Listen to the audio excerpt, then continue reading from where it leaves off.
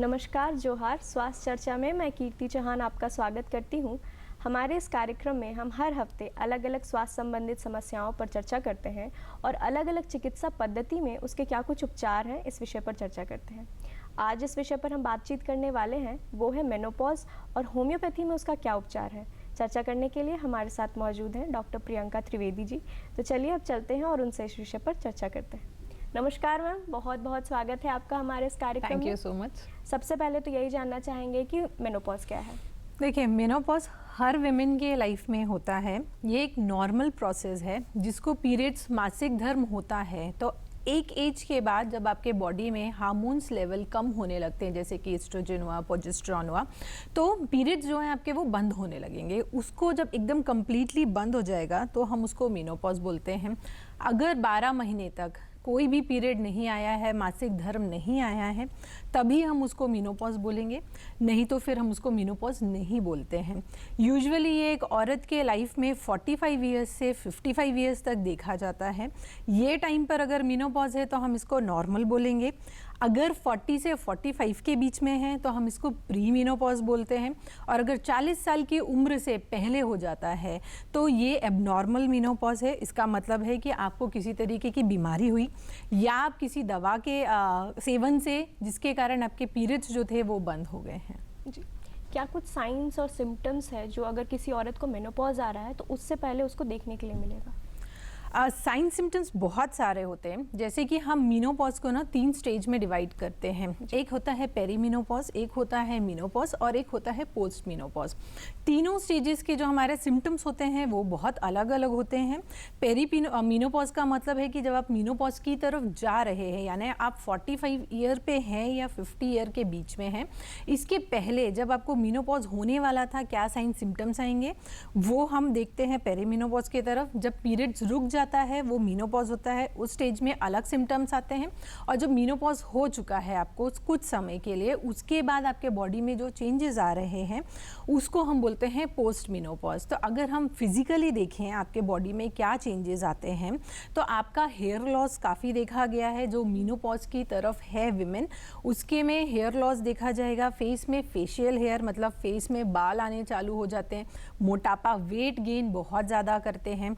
उसके बाद फिर आपको ब्रेस्ट में चेंजेस दिखेंगे, बॉडी शेप में थोड़े से चेंजेस दिखते हैं, आपकी स्किन ड्राई होने लगती है, आपको खुजली ज़्यादा होगी। क्यों? आपकी स्किन बहुत ज़्यादा ड्राई है तो आपको इचिंग बहुत ज़्यादा होगा, ऑल ओवर पूरे बॉडी में आपको खुजली बहुत ज़्यादा होगी।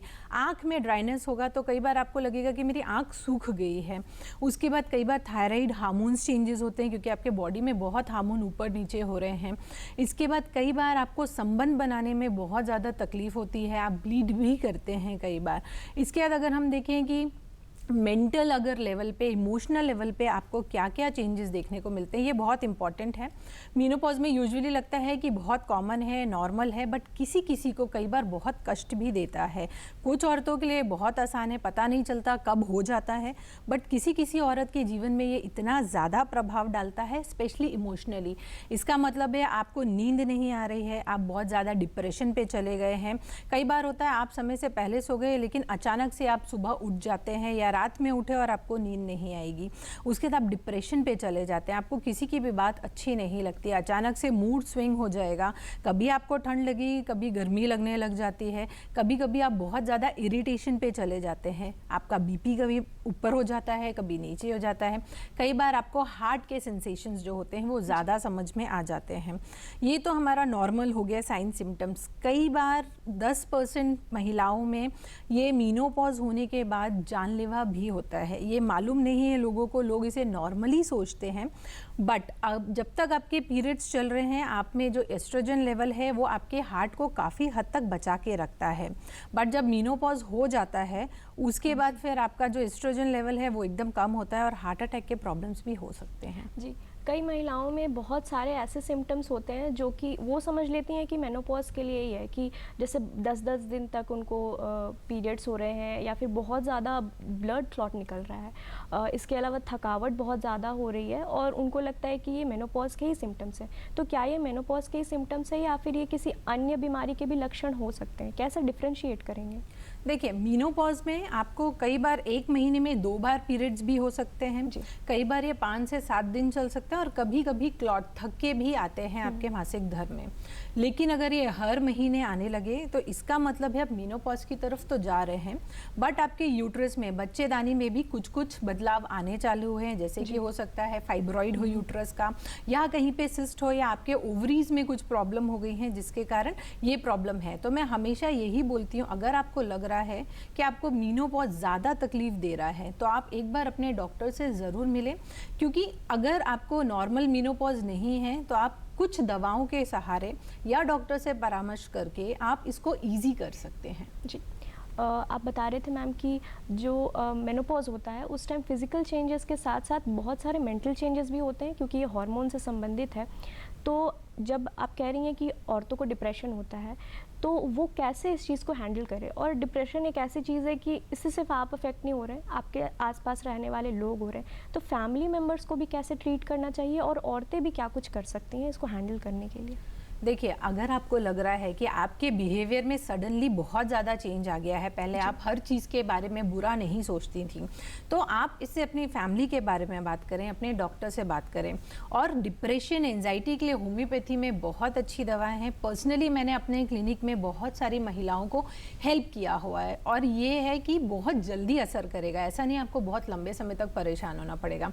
बाकी जो फैमिली के मेम्बर्स हैं वो भी ये समझें कि अगर आपकी वाइफ, आपकी माँ, आपके भाई बहन कोई भी है जो कि 45 से 55 की एज में, और आप सडनली उनके चेंज, बिहेवियर में चेंज देख रहे हैं, तो आप उनको सपोर्ट करें, बात करना चालू करें। क्योंकि ये अगर आप बात नहीं करते हैं और आप इसका इलाज नहीं करेंगे तो ये आपको आगे जाके और बड़ी प्रॉब्लम में डाल सकता है। जी, किसी भी बीमारी की क्या कुछ इलाज है वो तो हम आप जानेंगे ही। मेनोपॉज में भी आप बता रही हैं होम्योपैथी के बहुत सारे दवाई हैं, उन सब पर भी चर्चा करेंगे। पर किसी भी बीमारी के इलाज से पहले अगर हम उससे बच ही जाएं, तो जो मेनोपॉज में जितने भी सारे कॉम्प्लिकेशंस हो रहे हैं उनसे बचने के लिए क्या कुछ औरतें प्रिकॉशंस ले सकती हैं?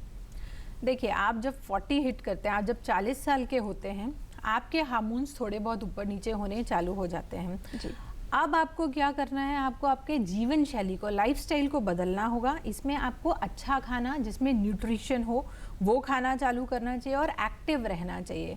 40 साल के बाद आप 45 में जब पहुंच रहे हैं तो आपको मीनोपॉज को, या जो आपका हार्मोन डिसबैलेंस हो रहा है, कम हो रहा है, उसके लिए आप कम से कम दिन भर में 150 मिनट एक्टिव रहें। या तो आप इसमें योगा करें, एक्सरसाइज करें, जॉगिंग करें, डांस करें, एरोबिक्स करें, या वॉक और जॉगिंग करें। जब आप ये सब करते हैं तो आपके फिजिकली और मेंटल में स्ट्रेंथ बहुत अच्छी आती है, और धीरे धीरे धीरे आप क्या करते हैं, आप में जो चेंजेस आ रहे हैं उसको आपको एक्सेप्ट करने में ईजी होता है। दूसरा, आपको डाइट में बहुत ज़्यादा चेंज करने पड़ेंगे। वैसी डाइट जो कि प्रोटीन से भरपूर है, और फल और सब्जियों का ज़्यादा आहार लें। इससे आपके बॉडी में जो चेंजेस हो रहे हैं वो बहुत ज़्यादा कम होंगे, और मेंटली फिजिकली भी आप स्ट्रांग होना चालू हो जाते हैं। जी, होम्योपैथी में क्या कुछ इलाज है मेनोपॉज को लेकर के? होम्योपैथी में बहुत अच्छा इलाज है। अगर हम देखें मीनोपॉज को लेकर के, जैसे कि इर्रेगुलर मेंसेस हो रहे हैं, तुरंत बंद नहीं होता है, ये एक लंबा प्रोसेस है। किसी फीमेल में 7 साल से 14 साल भी लग जाता है। जैसे मैंने बताया आपको 3 स्टेजेस हैं। तो जब आपको थोड़े से भी चेंजेस लगने लगते हैं, या आपको लगता है कि आपका जो मासिक धर्म नॉर्मल आ रहा था, जो कि हर 28 से 30 दिन के बीच में आना चाहिए था, अब वो बदल गया है, या आपको 4 से 5 दिन नॉर्मल ब्लीडिंग होती थी लेकिन अब वो बहुत ज़्यादा हो रही है, या थक्के बहुत ज़्यादा आ रहे हैं, आपको थकान ज़्यादा लग रही है, कमर में दर्द है, या आप बहुत ज़्यादा चिड़चिड़ फील कर रहे हैं, तो इस कंडीशन में आप अपने एक होम्योपैथी डॉक्टर को दिखाएं, उनसे डिस्कस करें। आपके सिम्टम बेस पे होम्योपैथी में बहुत अच्छी दवा है। एक बहुत बेसिक एग्जांपल देती हूँ। कई बार क्या होता है, जब मीनोपॉज हो रहा होता है तो स्त्रियों में ना यूरिन की प्रॉब्लम हो जाती है, यूटीआई बहुत ज़्यादा हो जाता है, मतलब यूरिन इन्फेक्शन बहुत कॉमन देखा जाता है। कई बार उनको बार बार यूरिन जाना पड़ता है, या वो होल्ड नहीं कर पाते हैं। तो होम्योपैथी में बहुत अच्छे इलाज हैं इन सिम्टम्स के लिए। अगर आप डिप्रेशन पे हैं, एंजाइटी पे हैं, तो मेरी ये बहुत रिक्वेस्ट है कि आप होम्योपैथी ही ऑप्ट करें, क्योंकि अगर आप दूसरे एलोपैथी की तरफ जाते हैं तो आपको हो सकता है जीवन भर एंटी डिप्रेसेंट खाना पड़े, बट होम्योपैथी में ऐसा नहीं है। आज कुछ समय तक लेंगे और उसके बाद फिर आप नॉर्मल हो जाएंगे।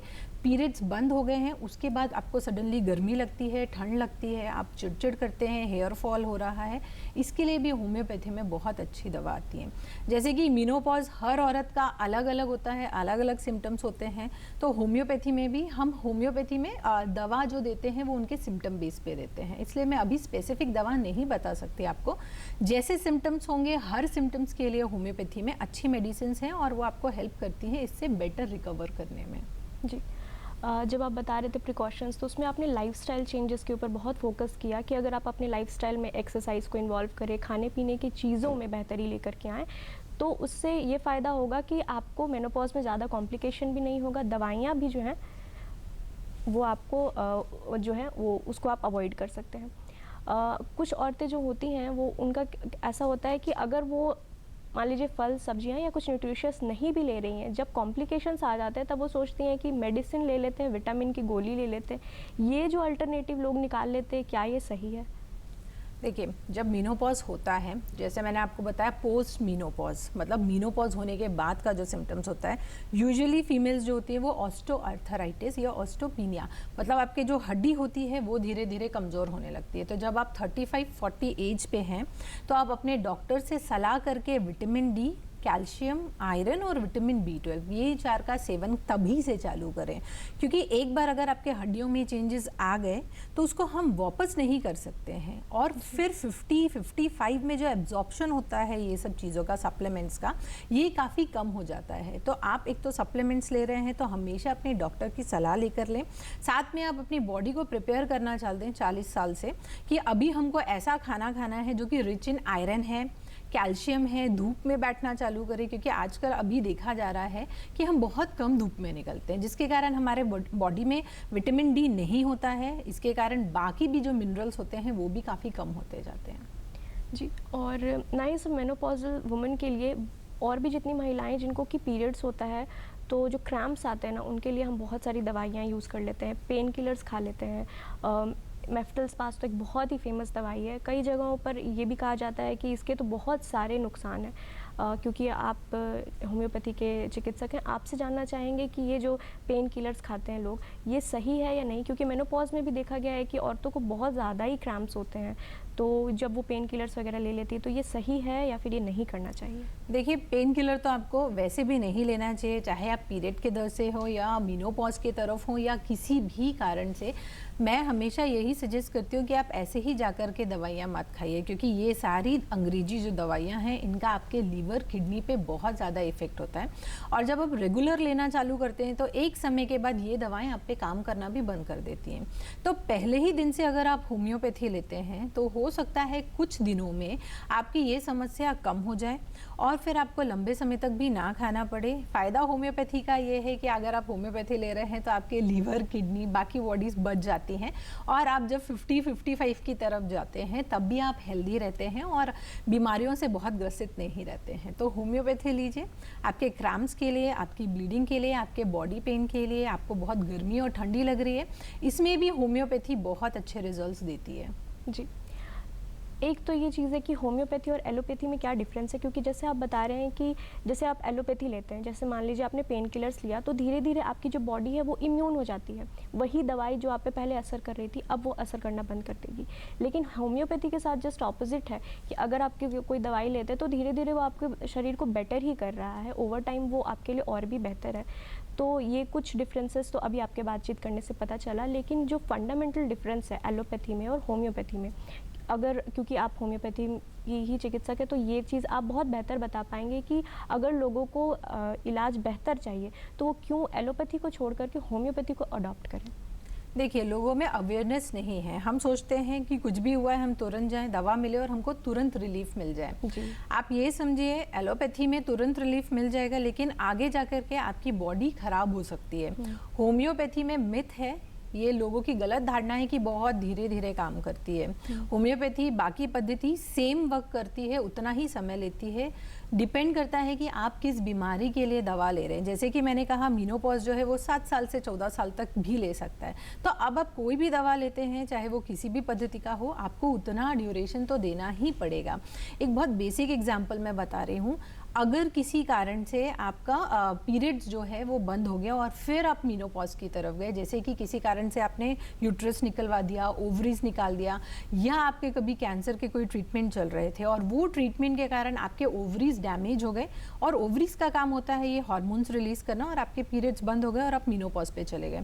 क्योंकि आपने एक बीमारी को ठीक करने के लिए ये सारी दवाइयाँ ली, आप देखिए आपके मेनोपॉज पहले ही हो गए। एक तो ये हो गया। दूसरा, आपका मेनोपॉज हुआ और आप उसके लिए दवाएं लेते रहे, और उसके बाद जब मेनोपॉज ख़त्म हो गया तो आपने किसी और चीज़ के लिए दवा दी, आपके बॉडी में कोई और नई चीज़ें आ गई हैं। बट होम्योपैथी में ऐसा नहीं है। मान लीजिए अगर आपको ओवरियन सिस्ट था और आपने होम्योपैथी लिया, तो आपका यूट्रस, आपकी ओवरीज नॉर्मल हो जाएंगी कुछ महीनों में। हम एलोपैथी की बात करें तो उसमें या तो आप सर्जरी करते हैं, या आप मेनोपॉज के लिए, या फीमेल कोई भी अगर प्रॉब्लम है तो उसमें आप क्या करते हैं, आप हार्मोन्स देना चालू कर देते हैं। मेनोपॉज में भी वही है, आप हार्मोन रिप्लेसमेंट थेरेपी देते हैं, या तो फिर आप मल्टीविटामिन्स, कुछ कैल्शियम देके बोल देते हैं पेशेंट को कि आप इसको आप लीजिए कंटिन्यूसली, ये आराम से जाएगा। बट पेशेंट कितना ज़्यादा मेंटली और फिजिकली परेशान हो रहा होता है, यही बीमारी लेकर अगर आप किसी होम्योपैथी डॉक्टर के पास जाते हैं तो आपको कोई हार्मोन थेरेपी नहीं दी जाएगी, ना ही सर्जरी के लिए आपको बोला जाएगा। बल्कि अगर आपकी कोई सर्जरी होने वाली थी तो हो सकता है कि कुछ समय अगर आप होम्योपैथी दवा लेते हैं तो आप सर्जरी से भी बच जाएं। तो ये बहुत बड़ा डिफरेंस है। ऐसा नहीं है कि आप सर्जरी करवा लिए और उसके बाद भी आपकी प्रॉब्लम खत्म हो जाएगी। बेसिकली आपने क्या किया, जो सामान अंदर था आपने उसको ही निकाल लिया, बट सर्जरी के बाद फिर अपनी बॉडी में और भी कुछ ना कुछ नई दिक्कतें आते रहती हैं। तो उसके लिए आप परमानेंट सोल्यूशन नहीं ढूंढ सकते। होम्योपैथी में अगर आप दवा लेते हैं तो आपको एक परमानेंट सोल्यूशन मिल जाता है।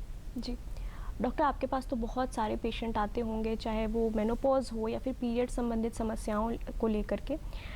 जानना चाहेंगे कि आजकल जो है पीरियड्स को लेकर के कॉम्प्लिकेशन या फिर मेनोपॉज में भी कॉम्प्लिकेशंस क्या बढ़ गए हैं, और अगर बढ़ गए हैं तो क्या कुछ आपको लगता है कि कारण है उसके? हाँ, अभी बहुत ज़्यादा पेशेंट्स आते हैं, पीरियड्स इरेगुलर देखते हैं, और मेनोपॉज के टाइम भी अभी प्रॉब्लम्स बहुत ज़्यादा बढ़ गए हैं। और इसका मेन रीज़न है हमारी लाइफस्टाइल, हमारा खान पान, हमारी जीवन शैली। पहले क्या होता था, हम लोग अपने घर में काम करते थे। जैसे आप बहुत पुराने आपके दादी लोग के समय पे चले जाएं तो वो लोग चक्की में काम करते थे। बाथरूम के लिए आपको बहुत दूर जाना पड़ता था। आपके पास जोमेटो जैसा या इस टाइप का कुछ भी ऑनलाइन नहीं होता था, तो औरतें घर पे बनाती थी, हेल्दी बनाती थी, और पूरा परिवार खाता था, वो भी खाते थे। अब हमारे पास ऑप्शंस इतने सारे हो गए हैं जंक खाने के कि हम जंक खा खा के अपनी बॉडी को भी जंक करते जा रहे हैं, जिसके कारण आपके हार्मोन्स बहुत ज़्यादा इम्बैलेंस हो रहे हैं। और ये अर्ली भी देखा जाता है। जैसे मैंने आपको बोला 45 से 55 के बीच में मेनोपॉज देखा जाता है, बट अगर अभी आप देखें तो ये 40 to 45 बहुत कॉमन हो गया है। और औरतों को इससे निकलने में, जो कि एक नॉर्मल प्रोसेस होना चाहिए था, बहुत ज़्यादा तकलीफ हो रही है। क्योंकि ना वो चलते हैं, ना वो बात करते हैं किसी से, ना वो एक्सरसाइज देखते हैं। और आजकल ये जो सोशल मीडिया हो गया है, इसमें इन्फ्लुएंस से इतने ज़्यादा इन्फ्लुएंस्ड हो जाते हैं ये लोग कि डॉक्टर को तो लगता है कि सलाह पूछना नहीं है हमें, और अपने से ही घरेलू उपचार करके कहीं ना कहीं ये लोग सोचते हैं कि हम ठीक हो जाएंगे। तो वो नहीं करना है। एक वो बहुत बड़ा कारण हो गया है जो मैं देख रही हूँ, बीमारियों को और ज़्यादा उत्पन्न करने में प्रोत्साहन करता है। जी, जैसा कि आप बता रही हैं कि आजकल लोग घर पर ही इलाज कर रहे हैं, और मतलब उनको ये हो गया है कि सब कुछ गूगल पे अवेलेबल है, तो डॉक्टर के पास जाने की ज़रूरत नहीं है, जो कुछ भी मेरे सिम्टम्स हैं उस हिसाब से देख करके दवा ले लेंगे। और कई सारे अन्य मिथ भी बहुत होते हैं रिलेटेड टू मेनोपॉज। जैसे कि कुछ महिलाएं हैं ये मानती हैं कि जैसे पपीता है, पपीता खाने से ज़्यादा ब्लीडिंग हो जाएगी। तो क्या कुछ ये मिथ में कुछ सच्चाई भी है, या फिर ये बस मिथ ही है? ये सिर्फ मिथ है। आप पपीता खाएं या कोई भी फ्रूट्स वेजिटेबल खाएंगे, उससे आपकी ब्लीडिंग से कोई रिलेशन नहीं है। जैसे मैंने बताया, ये हार्मोन चेंज के कारण होता है। आप कितना जंक फूड खा रहे हैं, बिल्कुल वर्कआउट नहीं कर रहे हैं, कितना ज़्यादा स्ट्रेस में हैं, आप स्लीप 8 घंटे की लेते हैं या नहीं लेते हैं, आपके हार्मोन्स बेसिकली इन सब पे डिपेंड करते हैं। तो अगर आप फ्रूट खाते हैं तो आपका मेंटल और फिजिकल कंडीशन और अच्छी हो जाती है, ये ख़राब नहीं होती है। तो मुझे ये लगता है कि आप फल खाइए, सब्जियां खाइए, और ये प्लीज़ सोशल मीडिया पे रैंडम लोगों को फॉलो मत कीजिए। हमेशा गूगल करने से आपको सही डॉक्टर की सलाह नहीं मिल सकती है। जब तक आप डॉक्टर के पास जाके उनसे सलाह मशवरा नहीं करते हैं, तब तक मेरी सलाह ये है कि आप कोई दवा भी नहीं खाइए और फूड और डाइट चेंज भी सडनली मत कीजिए। जी, किसी भी बीमारी के लिए प्रिकॉशंस में 3 चीज़ें तो ज़रूर बताई जाती हैं। एक, आप डाइट चेंज कर लीजिए, दूसरा आप एक्सरसाइज करिए, और तीसरा स्लीप बेटर कर लीजिए। स्लीप साइकिल का क्या रिलेशन है हार्मोन से, क्या रिलेशन है मेनोपॉज से? क्यों जो सोना है वो बहुत ज़रूरी हो जाता है किसी भी इलाज के लिए? देखिए, जैसे कि मैंने बोला, जब मीनोपॉज की तरफ आती है स्त्री, तो उसकी नींद बहुत ज़्यादा डिस्टर्ब होती है, वो बहुत कम हो जाती है। हो सकता है वो रात में 10 बजे सोए और सडनली 1 बजे उठे।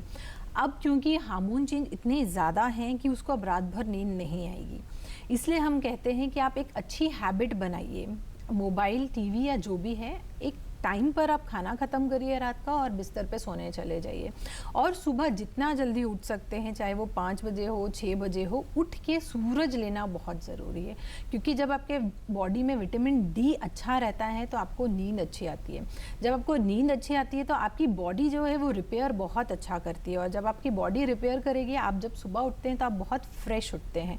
इसका मतलब ये है कि आपका मूड अच्छा है, आप अपना डेली जो काम है वो बहुत अच्छा कर सकते हैं, और आपको क्रोध कम आता है। जब आपको क्रोध कम आता है, आप गुस्सा कम करते हैं, तो आपके अच्छे हार्मोन्स रिलीज होते हैं, और बाकी जो है बॉडी के अंदर हार्मोनी वो बहुत अच्छी बनी रहती है। तो स्लीप बहुत इंपॉर्टेंट है। जी, जब भी हम मेनोपॉज के बारे में बात करते हैं तो हार्मोन्स के बारे में बात हर बारी आ रही है। आपने शुरू में भी बताया कि कई तरीके के हार्मोनल चेंजेस होते हैं, प्रोजेस्टेरॉन, एस्ट्रोजन।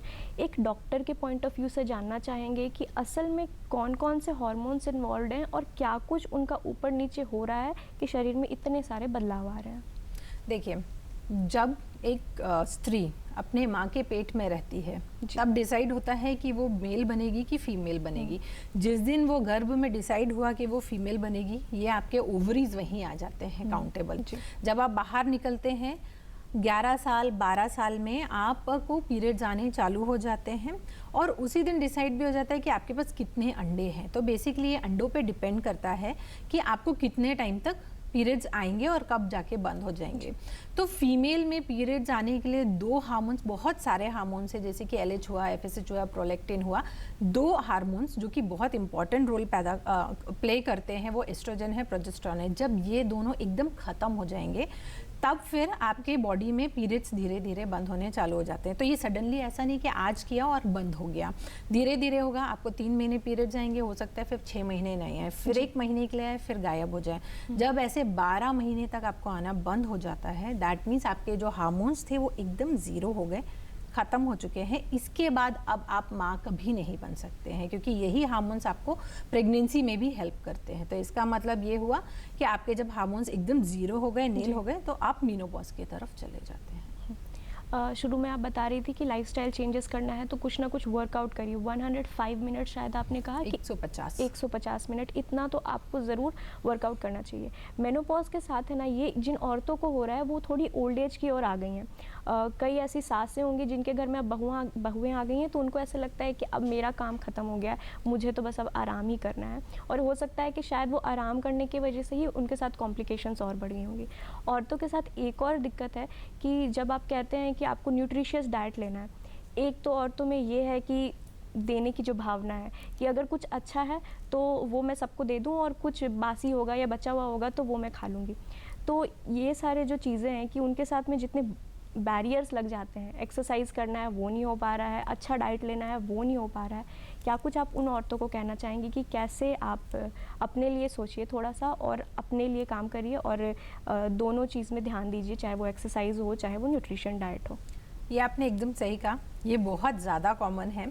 यूजुअली मीनोपॉज 45 से 55 के बीच में देखा गया है। इस एज में स्त्रियां ज़्यादा काम नहीं करना चाहती हैं, उन्हें लगता है अगर हमने घर का सारा काम कर लिया है तो हमारा आज का एक्टिविटी हो गया है, आज का हमारा वर्कआउट हो गया है। ये आप लोग जो मेनोपॉज की तरफ जा रही हैं या मेनोपॉज से ग्रसित हैं, परेशान हो रही हैं, आपको कम से कम 60 मिनट रोज़ चलना है। घर के काम की बात नहीं कर रही हूँ मैं, आप घड़ी देखिए, 60 मिनट्स रोज़ चलिए। बाकी जो आपका टाइम बचता है उसमें आप योगा कीजिए, जुम्बा कीजिए, एक्सरसाइज कीजिए। आप ये ध्यान रखिए, आप घर का एक पिलर हैं, स्तंभ हैं, अगर आप गिर जाएंगे तो आपका घर भी गिर जाएगा। तो आप पहले अपने आप को सेल्फ लव करना स्टार्ट करिए, तभी फिर आप अपने बच्चों के लिए, पति या बाकी फैमिली मेम्बर्स के लिए कर सकते हैं। एक इम्पॉर्टेंट चीज़ और है, ये आप तो प्रॉब्लम में हैं, बट आप जब अपने बच्चों को बड़ा करते हैं तो ये चीज़ आप उनको ज़रूर सिखाएं कि अपने आप को भी देखना है, साथ में फैमिली मेम्बर्स को भी देखना है। और फिटनेस और खाना पीना, ये हमारे जीवन में सबसे इम्पॉर्टेंट रोल प्ले करता है। तो अगर आप अच्छा खाते हैं तो आपके बच्चे भी वही हेल्दी फूड खाएंगे। आप एक्टिव हैं, आप योगा, जॉगिंग, स्विमिंग, डांस कुछ भी करते हैं तो आपके बच्चे भी आपको वैसे ही बड़ा होते हुए देखते हैं और उनको भी लगता है कि मेरे माँ बहुत ज़्यादा एक्टिव है या मेरे फैमिली में जो औरतें हैं वो इतनी एक्टिव हैं, तो मैं क्यों नहीं हूँ। जी, आज जो हमारे दर्शक देख रहे हैं, होम्योपैथी चिकित्सा से लेकर के अगर आप उनको आज कुछ कहना चाहें तो वो क्या होगा? मैं यही बोलना चाहूँगी, मेनोपॉज के लिए होम्योपैथी में बहुत बहुत बहुत अच्छी दवाएं हैं और इसके रिजल्ट्स बहुत अच्छे हैं। अगर आपको मेनोपॉज से रिलेटेड कोई भी प्रॉब्लम है, आप सबसे पहले होम्योपैथी को ऑप्ट कीजिए, इससे पहले कि आप दूसरे पैथी में जाना चाहें और हार्मोन रिप्लेसमेंट थेरेपी लें या आपको यूट्रस निकालना पड़े या एंजाइटी पिल्स और ये सब खाना पड़े, क्योंकि ये अगर आप खाते हैं तो आपको जीवन भर खाना पड़ेगा, इनके अपने साइड इफ़ेक्ट्स हैं। तो पहला आप होम्योपैथी ऑप्ट कीजिए और थोड़ा सा पेशेंस रखिए। होम्योपैथी फास्ट वर्क करती है क्योंकि मेनोपॉज पे हैं आप, और ये 7 से 17 साल 14 साल भी ले सकता है, बट आपको इतना टाइम नहीं लगेगा। आप कम से कम 6 से 8 महीने में नॉर्मल जीवन जी सकते हैं। जी, तो अगर हम आज की पूरी बातचीत को अगर संक्षिप्त में कहें तो वो यही है कि पहले तो अगर आपको मेनोपॉज हो रहा है तो जितने भी साइंस एंड सिम्टम्स आपके बॉडी में आते हैं उसको नेग्लेक्ट ना करें, ये सोच कर कि अच्छा मेनोपॉज हो रहा है तो ये सब होना शायद कॉमन बात है। नहीं, आपके साथ आपके बॉडी में कुछ अगर तकलीफ़ है, डॉक्टर को ज़रूर दिखाइए और जितना हो सके अपने से दवाइयाँ लेना तो बिल्कुल ही अवॉइड करिए और होम्योपैथी हो सके तो उस चिकित्सा पर जाइए, क्योंकि आपके बॉडी को ये और बेटर ही करेगा और कोई हार्म नहीं करता है। आज के लिए बस इतना ही, और हमारा आज का जो एपिसोड है वो आप दूरदर्शन के YouTube चैनल DD झारखंड पर जाकर के देख सकते हैं। वहाँ पर आप किसी भी अन्य कार्यक्रम को देख सकते हैं दूरदर्शन झारखंड के लिए। मुझे दीजिए इजाज़त, मैं मिलूँगी आपको स्वास्थ्य चर्चा के अगले अंक में, तब तक के लिए जोहार।